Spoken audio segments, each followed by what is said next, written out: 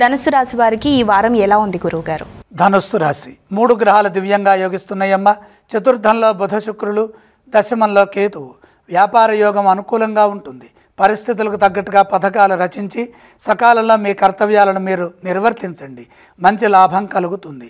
అపారమైన విజ్ఞానం లభిస్తుంది. సాధన ద్వారా దేనినైనా సాధించవచ్చు. చైతన్యవంతమైన ఆలోచనలతో మీ కల సాకారం అవుతుంది. ధనాదాయం శుభప్రదం. గృహలాభం సూచితం. నిర్మాణాది పనులు విజయవంతమవుతాయి. ఐశ్వర్యాన్ని పెంచుకునే విధంగా కృషి చేయండి. మీ వల్ల కుటుంబ సభ్యులకు మేలు జరుగుతుంది. కుటుంబ సభ్యులతో కలిసి ఆనందించే అంశాలుంటాయి.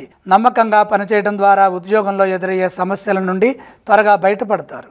ఒత్తిడి లేకుండా ఉండాలంటే సకాలంలో పనులు పూర్తి చేయండి. పై అధికారులతో సున్నితంగా సంభాషించాలి.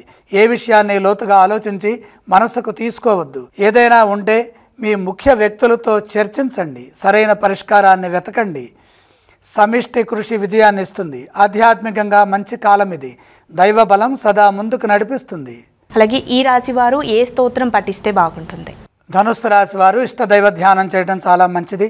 ఏ ఆలయాన్ని సందర్శిస్తే బాగుంటుందంటారు? ఇష్టదైవాన్ని దర్శించండి. ఇక ఏవేవి దానం చేస్తే బాగుంటుందంటారు? అష్టమంలో కుజుడున్నారు. కుజప్రీతిగా కందులు దానం చేయండి.